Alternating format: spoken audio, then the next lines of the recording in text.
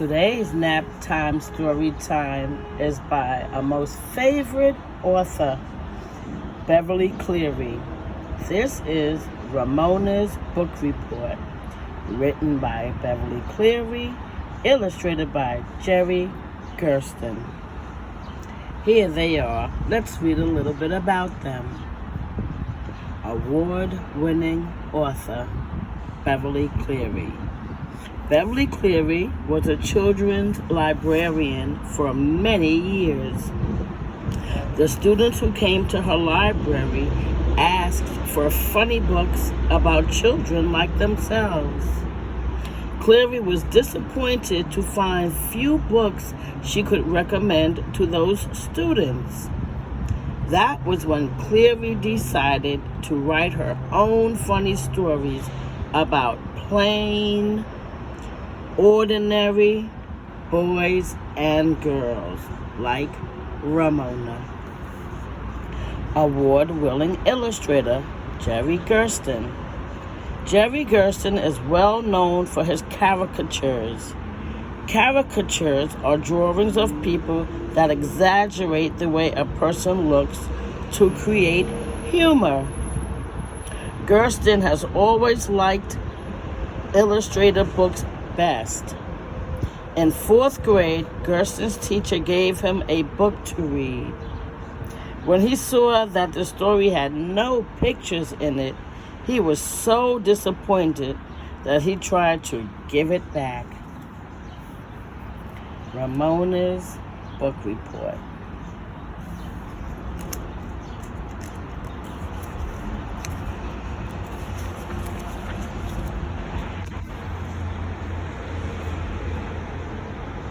This is an excerpt from Ramona Quimby, age 8.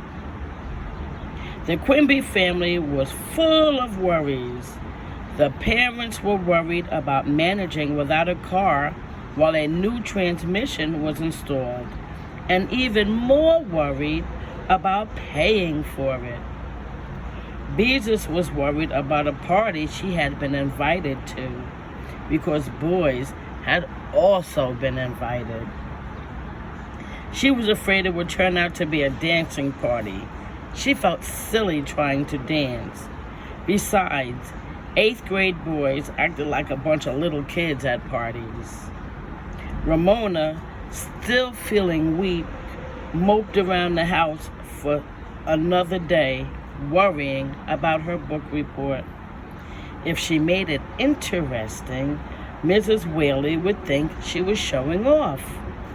If she did not make it interesting, her teacher would not like it. On top of everything, Beezus happened to look at her father's head as he bent over his books at the dining room table that evening.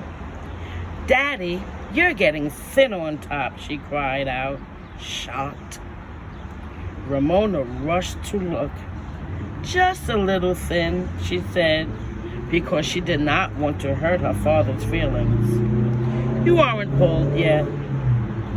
Mrs. Quimby also examined the top of her husband's head. "It's a little thin," she agreed, and kissed the spot.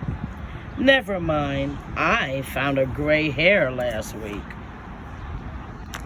"What is this, a conference about my hair?"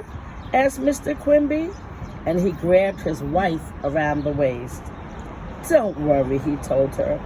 "I'll still love you when you're old and gray." "Thanks a lot," said Mrs. Quimby, not wanting to think of herself as old and gray. They both laughed. Mr. Quimby released his wife and gave her a playful slap on the bottom, an act that amused and shocked his daughters. Ramona had two feelings about this conversation. She did not want her father's hair to grow thin or her mother's hair to grow gray. She wanted her parents to stay exactly as they were, forever and ever. But oh, how good it was to see them be so affectionate with one another. She knew her mother and father loved one another, but sometimes when they were tired or hurried, or when they had long, serious conversations after the girls had gone to bed, she wondered and worried because she knew children whose parents had stopped loving one another. Now she knew everything was all right. Suddenly, Ramona felt so happy that a book report did not seem so difficult after all, if she could think of a way to make it interesting. The book, The Left Behind Cat, which Mrs. Whaley had sent home for Ramona to read for her report, was divided into chapters, but used babyish words. The story was about a cat that was left behind when a family moved away, and about its adventures with a dog, another cat, and some children before it finally found a home with a nice old couple who gave it a saucer of cream and named it Lefty because its left paw was white and because it had been left behind. Medium boring, thought Ramona. Good enough to pass the time on the bus, but not good enough to read during sustained, silent reading. Besides, cream cost too much to give to a cat. The most old people would give a cat was half and half, she thought. Ramona required accuracy from books as well as from people.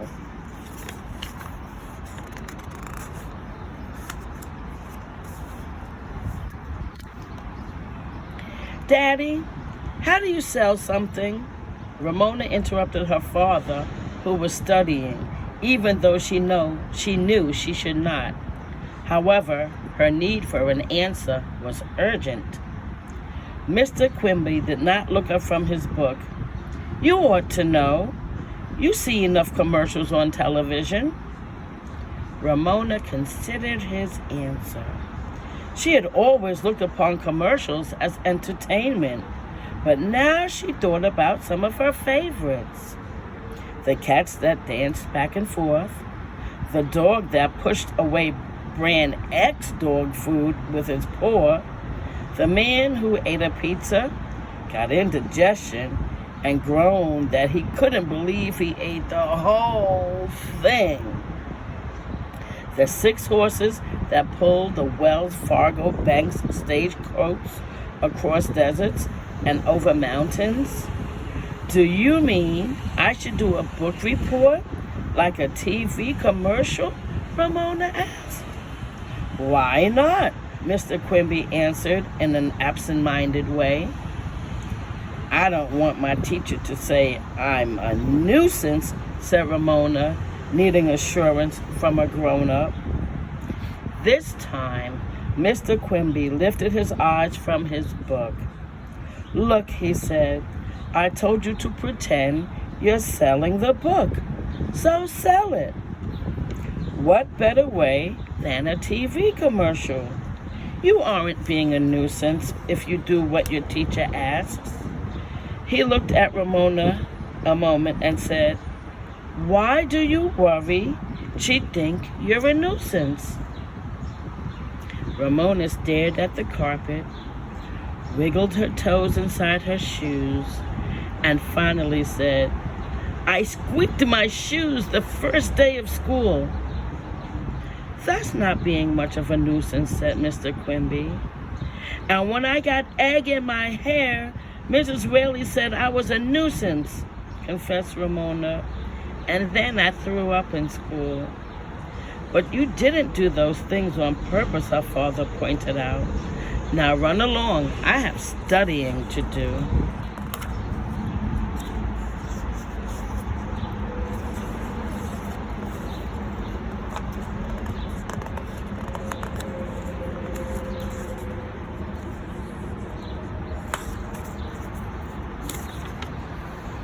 Ramona thought this answer over and decided that since her parents agreed, they must be right.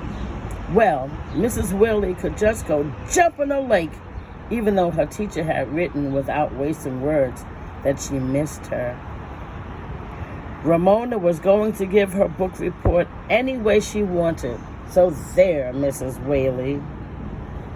Ramona went to her room and looked at her table, which the family called Ramona's studio, because it was a clutter of crayons, different kinds of paper, scotch tape, bits of yarn, and odds and ends that Ramona used for amusing herself.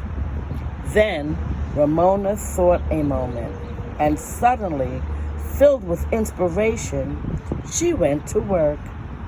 She knew exactly what she wanted to do, and she set about doing it. She worked with paper, crayons, scotch tape, and rubber bands.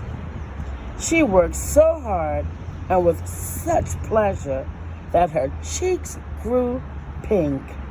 Nothing in the whole world felt as good as being able to make something from a sudden idea.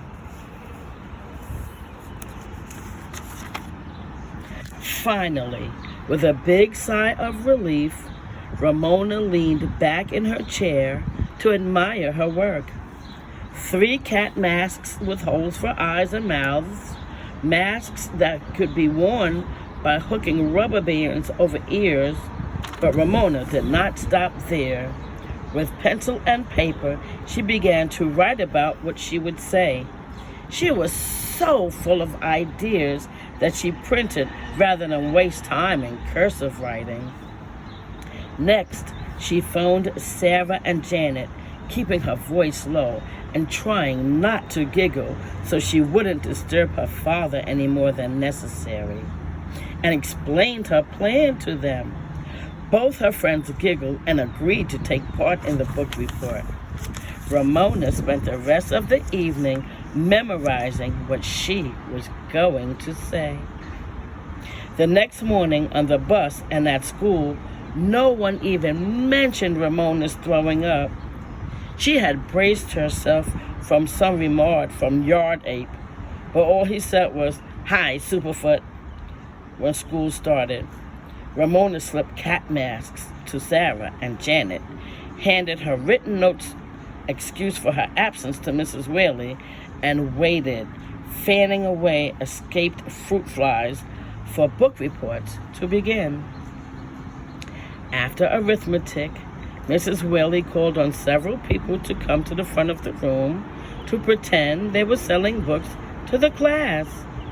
Most of the reports began, "This is a book about," and many, as Beezus had predicted, ended with, "If you want to find out what happens next, read the book." Then Mrs. Whaley said, "We have time for one more report before lunch. Who wants to go next?"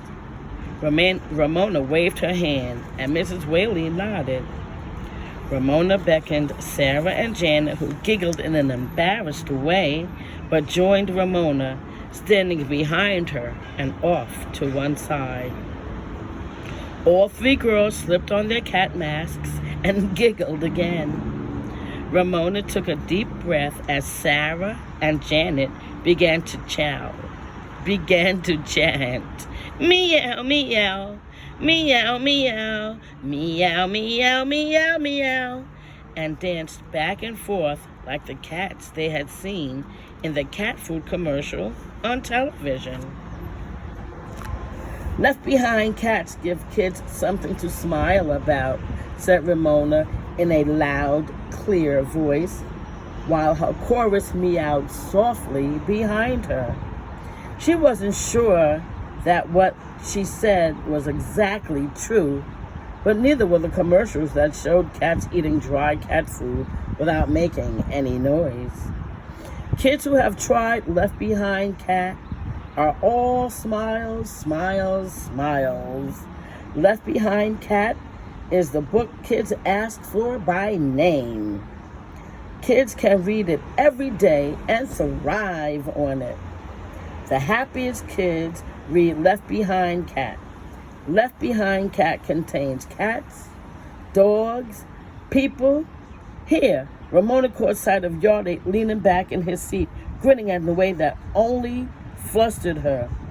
She could not help interrupting herself with a giggle, and after suppressing it, she tried not to look at Yard 8 and take up where she left off. Cats, dogs, people. The giggle came back, and Ramona was lost. She could not remember what came next. Cats, dogs, people, she repeated, trying to start and failing. Mrs. Whaley and the class waited. Yard 8 grinned. Ramona's loyal chorus meowed and danced. The performance could not go on all morning. Ramona had to say something, anything, to end the waiting, the meowing, and her book report. She tried desperately to recall a cat food commercial, any cat food commercial, and could not. All she could remember was the man on the television who ate the pizza. And so she blurted out the only sentence she could think of. I can't believe I read the whole thing. Mrs. Whaley's laugh rang out above the laughter of the class. Ramona felt her face turn red behind her mask, and her ears, visible to the class, turned red as well. Thank you, Ramona, said Mrs. Whaley. That was the most entertaining. Class, you are excused for lunch. Ramona felt brave behind her cat mask. Mrs. Whaley, she said, as the class pushed back chairs and gathered up lunch boxes. That wasn't the way my report was supposed to end. Did you like the book? Asked Mrs. Whaley. Not really, confessed Ramona. Then I think it was a good way to end your report, said the teacher. Asking the class to sell books they really don't like isn't fair now that I stopped to think about it. I was only trying to make the book reports a little livelier. Encouraged by this confession and still safe behind her mask, Ramona had the boldness to speak up. Mrs. Whaley, she said with her heart pounding, you once told Mrs. Larson that I am a nuisance, and I don't think I am. Mrs. Whaley looked astonished. When did I say that? The day I got an egg in my hair, said Ramona. You called me a show-off and said I was a nuisance. Mrs. Whaley frowned, thinking, why, Ramona, I can recall saying something about my little show-off.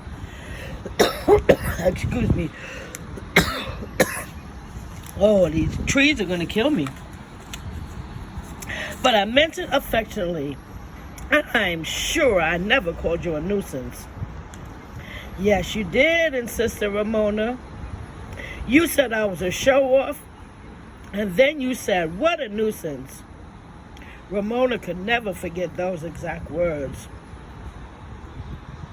Mrs. Whaley, who looked worried, smiled in relief. Oh, Ramona, you misunderstood, she said. I meant trying to wash the egg out of your hair was a nuisance for Mrs. Larson. I didn't mean that you personally were a nuisance.